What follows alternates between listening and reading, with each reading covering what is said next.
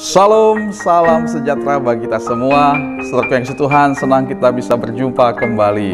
Hari ini kita bersama-sama akan merenungkan firman Tuhan yang merupakan kelanjutan dari pembelajaran kita minggu-minggu yang lalu. Kita sudah sampai pada Yosua pasal yang kelima, ayat 13 sampai dengan ayat yang ke-15 dengan tema dipimpin Panglima Bala Tentara Tuhan. Minggu lalu kita sudah berbicara tentang bagaimana Tuhan bertanggung jawab atas umatnya. Dan hari ini kita akan melihat bagaimana Tuhan memimpin umatnya dalam memasuki tanah Kanaan. Saudaraku yang kasih Tuhan, saya akan membacakan bagi kita ayat-ayat ini dan saudaraku silakan menyimak di Alkitab masing-masing. Ketika Yosua dekat Yeriko, ia melayangkan pandangnya, dilihatnya seorang laki-laki berdiri di depannya dengan pedang terhunus di tangannya. Yosua mendekatinya dan bertanya kepadanya, "Kawankah engkau atau lawan?" Jawabnya, "Bukan, tetapi akulah panglima bala tentara Tuhan. Sekarang aku datang." Lalu sujudlah Yosua dengan mukanya ke tanah, menyembah dan berkata kepadanya, "Apakah yang akan dikatakan tuanku kepada hambanya ini?" Dan panglima bala tentara Tuhan itu berkata kepada Yosua, "Tanggalkanlah kasutmu dari kakimu, sebab tempat engkau berdiri itu kudus." Dan Yosua berbuat demikian. Saudaraku yang kasih Tuhan, pada hari ini tema kita adalah dipimpin Panglima Bala Tentara Tuhan. Minggu lalu kita sudah membahas tentang bagaimana Tuhan bertanggung jawab atas umatnya. Bagaimana Tuhan membawa mereka memimpin dan menolong umatnya, sehingga mereka bisa menyeberangi sungai Yordan yang sedang meluap airnya. Itu sungguh luar biasa. Dan hal itu membuat hati bangsa-bangsa yang ada di Kanaan menjadi takut luar biasa menghadapi orang Israel. Dan kini Yosua berjumpa dengan sosok yang luar biasa. Dengan pedang terhunus, dia ada di depan Yosua. Dan Yosua bertanya, "Siapakah engkau? Kawan atau lawan?" Wah, sungguh luar biasa terkasih Tuhan Yesus. Ia adalah Panglima Bala Tentara Tuhan. Terkasih Tuhan Yesus, ada beberapa hal yang kita akan pelajari tentang Panglima Bala Tentara Tuhan ini, yang mana akan memimpin umat Tuhan untuk memasuki tanah Kanaan. Yang pertama dikatakan dalam pembacaan tadi dalam ayat ke-13, ia dengan pedang yang terhunus. Pedang yang terhunus adalah pedang yang sudah terlepas dari sarungnya. Artinya orang sudah melepas pedang dari sarungnya. Ya, semacam ini dia pegang pedang seperti ini. Ya, itu artinya apa? Itu artinya pribadi itu sudah siap untuk berperang. Ya, dia siap untuk memimpin umat Tuhan memasuki tanah Kanaan. Jadi ini mengingatkan Yosua akan janji Tuhan, di mana ia akan menyertai Yosua, akan memimpin dan menolong Yosua, sehingga ia tidak perlu takut, tidak perlu gentar, tidak perlu tawar hati, karena Tuhan sendiri akan berperang melawan musuh-musuhnya. Ya, di sini kita melihat bagaimana Tuhan memimpin umatnya, yaitu dengan pimpinan bala tentara surga atau panglima bala tentara surga. Kalau panglima bala tentara surga turun, tentu ia tidak sendirian. Ia dengan bala tentara Tuhan atau bala tentara surga. Sungguh luar biasa. Hal ini mengingatkan kita juga peristiwa Nabi Elisa ketika gerombolan-gerombolan menyerang bangsa Israel. Suatu pagi ketika pembantu Nabi Elisa keluar rumah dan dia melihat ada banyak pasukan di sekeliling kota itu, ia menjadi takut. Tetapi kemudian Nabi Elisa berkata, "Jangan takut, tenang saja. Yang menyertai kita lebih banyak." Dan benar saja ketika matanya dibuka oleh Tuhan, bujang itu melihat ada pasukan yang besar, tentara atau kereta yang berapi ada di sekeliling mereka. Dan jumlahnya lebih besar daripada pasukan yang sedang mengepung mereka. Nah, saudara yang Tuhan Yesus, di sini kita melihat betapa luar biasanya.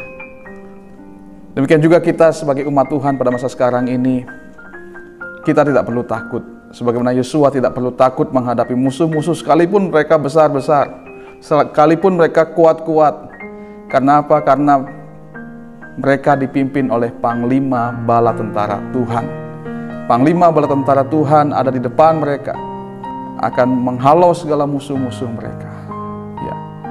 Jadi kita pun demikian, sebagai umat Tuhan pada masa sekarang ini, kita tidak sendirian. Tuhan menyertai kita. Ya, kita berjalan bersama dengan Tuhan. Apapun tantangan di depan kita, persoalan apapun yang ada di depan kita, masalah apapun yang sedang menghadang kita, sakit penyakit, ekonomi, apapun itu, ingatlah bahwa Tuhan ada beserta dengan kita. Tuhan bersama dengan kita. Dia akan menolong kita dalam menghadapi segala sesuatu, seperti halnya bangsa Israel. Kota Kanaan atau penduduk Kanaan yang luar biasa hebat di zaman itu, mereka ketakutan semua karena mereka tahu bahwa Allah menyertai bangsa Israel. Demikian juga dengan kita. Segala tantangan akan takut, akan gentar di hadapan kita karena Allah menyertai kita. Ia dengan pedang yang terhunus, artinya dia siap untuk berperang. Ia siap untuk mengalahkan setiap tantangan-tantangan yang ada di depan kita. Apa yang kita takutkan? Yang kedua, dikatakan ia bukan lawan, bukan kawan, atau sebaliknya, ia bukan kawan dan juga bukan lawan. Apa maksud dari kebenaran ini? Pada waktu itu Yosua bertanya kepada sosok yang berdiri di depannya dengan pedang terhunus, siapakah engkau? Kawan atau lawan? Pribadi itu berkata, bukan, tetapi akulah Panglima Bala Tentara Tuhan. Jadi dia bukan kawan, dia juga bukan lawan. Apa maksudnya? Maksudnya adalah bahwa ia ada di pihak kebenaran. Iya. Dia berdiri atas kebenaran. Ketika umat Tuhan hidup benar, ketika umat Tuhan melakukan firman Tuhan, taat pada Tuhan, Tuhan akan menolong mereka. Tuhan akan berperang bagi mereka. Tetapi ketika umat Tuhan hidup dalam dosa, tidak taat pada Tuhan, mereka akan mengalami hukuman. Hal ini terbukti kemudian setelah mereka mengalahkan Yeriko. Ketika mereka maju melawan Yeriko, Tuhan menyertai mereka. Sehingga Yeriko yang kuat, dengan temboknya yang kokoh, hanya dengan berkeliling saja, tembok itu roboh pada hari ke-7. Dan orang-orang Yeriko berhasil ditumpas, pahlawan-pahlawan yang hebat ditumpas habis. Dan mereka menang telak atas kota Yeriko. Tetapi sayangnya waktu itu ada di antara mereka yang tidak taat. Mereka mengambil barang-barang yang dikhususkan bagi Allah dan menyimpannya untuk dirinya sendiri. Dan Tuhan tahu hal itu dan Tuhan menghukum mereka. Apa yang terjadi? Setelah mereka berhasil mengalahkan kota Yeriko, Yosua mengutus orang untuk menyerang kota Ai. Kota Ai adalah kota yang kecil, ya, penduduknya tidak begitu banyak, sehingga orang-orang yang diutus berkata, nggak usah banyak-banyak, cukup 3.000 saja, karena mereka yakin bahwa Tuhan menyertai mereka. Mereka yakin bahwa kota itu kecil, hanya dengan 3.000 saja sudah cukup mengalahkan mereka. Tapi apa yang terjadi ketika mereka maju berperang? Ternyata mereka kalah. Ada 30-an orang tewas dan mereka lari kembali ke tempatnya Yosua. Yosua bertanya, Tuhan bagaimana ini? Kenapa mereka bisa kalah? Tuhan berkata, sebab ada dosa di antara kalian. Lalu setelah diusut-usut, ternyata ketahuan seorang bernama Akan melakukan hal itu. Dan akhirnya setelah Akan dan keluarganya dihukum, surutlah murka Tuhan. Dan ketika mereka maju berperang melawan Ai, Tuhan berikan kemenangan bagi mereka. Jadi dosa menghalangi pertolongan Tuhan. Ya. Jadi ketika umat Tuhan hidup dalam kebenaran, Tuhan pasti menolong. Tuhan pasti memberikan kemenangan demi kemenangan. Tetapi jika umat Tuhan hidup dalam dosa, maka Tuhan sendiri akan membiarkan mereka hancur, membiarkan mereka dikalahkan. Jadi penting sekali di sini. Panglima bala tentara Tuhan ada di posisi kebenaran. Jadi ketika umat Tuhan hidup dalam kebenaran, panglima bala tentara Tuhan akan memimpin mereka, akan menolong mereka, akan memampukan mereka, dan bahkan mengalahkan setiap musuh-musuh mereka. Tapi ketika umat ini melakukan dosa, maka mereka lah yang akan kalah. Demikian juga dalam hidup kita, sebagai orang yang dipimpin oleh Tuhan, kita harus hidup dalam kebenaran. Kita tidak boleh main-main dengan dosa, karena dosa adalah penghalang kita mendapatkan pertolongan dan penyertaan Tuhan. Bagaimana yang kita sudah bahas minggu-minggu lalu, bukan tangan Tuhan kurang panjang untuk menolong, tetapi yang menjadi penghalang antara kita dengan Allah adalah dosa. Bukan Tuhan tidak bisa menolong kita, bukan telinganya kurang tajam mendengar doa-doa kita, tetapi kenapa doa kita tidak terjawab? Mungkin ada dosa yang menghalangi itu. Jadi hidup kita harus dibereskan di hadapan Tuhan. Kita harus hidup kudus, hidup benar di hadapan Tuhan, karena Tuhan adalah pribadi yang kudus. Yang ketiga, panglima bala tentara Tuhan, ia adalah Allah. Ketika Yosua mendengar bahwa ia adalah panglima bala tentara Tuhan, Yosua langsung berlutut, sujud menyembah, ya, dan dia berkata, Tuhanku. Jadi di sini Yosua sendiri menyebut dia adalah Tuhan, dan orang ini atau malaikat ini atau panglima bala tentara Tuhan ini tidak menolak, ya. Dan ia membiarkan Yosua menyembah kepadanya dan menyebut dia Tuhan. Kalau malaikat biasanya dia akan berkata, jangan lakukan itu, sebab saya hanya seorang utusan. Tetapi panglima bala tentara Tuhan ini membiarkan Yosua berlutut dan berkata, Tuhanku. Di sini jelas bahwa dia adalah Allah sendiri. Ya, ada yang menyebut bahwa inilah Theophany, ya, Yesus Kristus yang hadir sebelum inkarnasi. Ya, terkait Tuhan Yesus, jadi jelas sekali bahwa dia adalah Allah. Ya. Bukti selanjutnya, ia adalah kudus. Ya. Ketika Yosua ada di depannya, ia berkata, tanggalkan kasutmu, sebab tempat di mana engkau berdiri adalah kudus. Hal ini serupa dengan peristiwa ketika Musa berjumpa dengan Tuhan di atas bukit.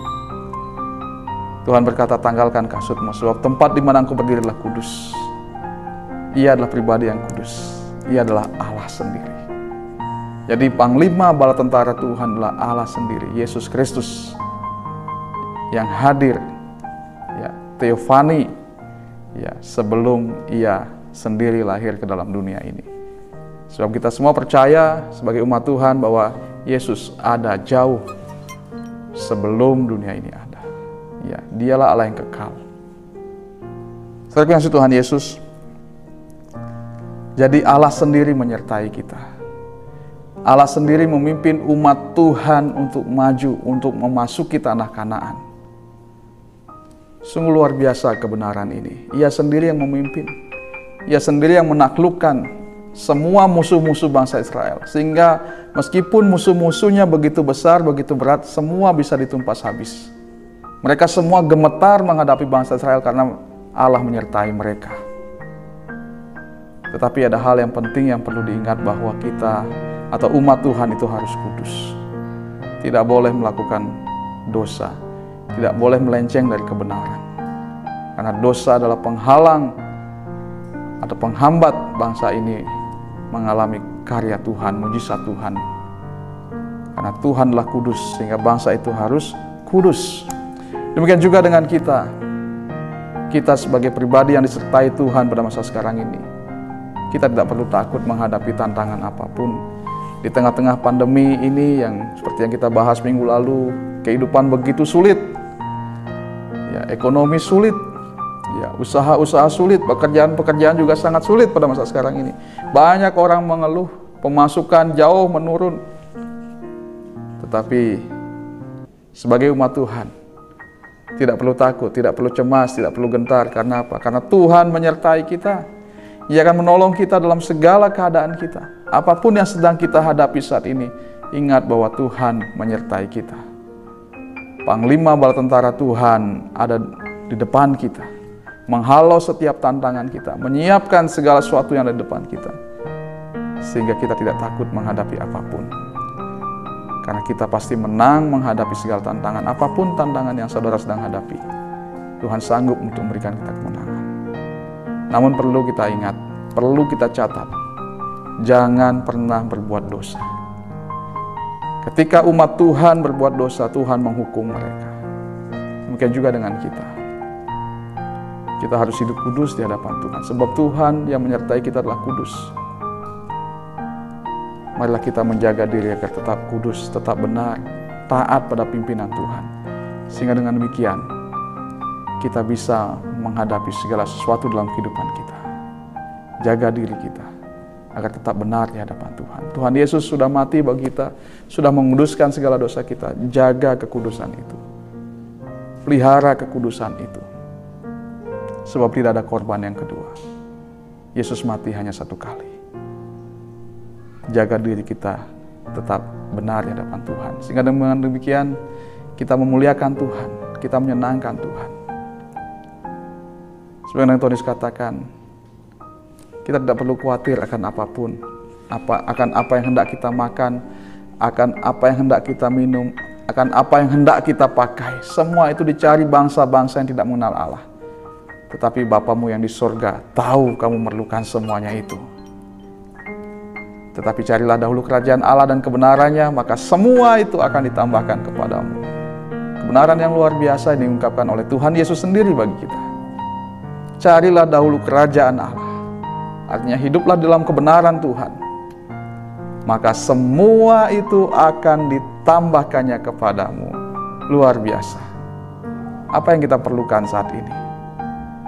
Apa yang sedang kita butuhkan? Tuhan sediakan bagi kita. Asal kita mencari Tuhan, hidup dalam kebenaran, hidup dalam kekudusan.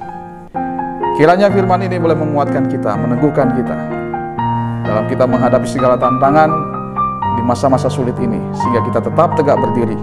Karena Tuhan menyertai kita, Tuhan bersama dengan kita, dan Ia akan memberikan kemenangan-kemenangan bagi kita, apapun tantangan yang sedang kita hadapi saat ini.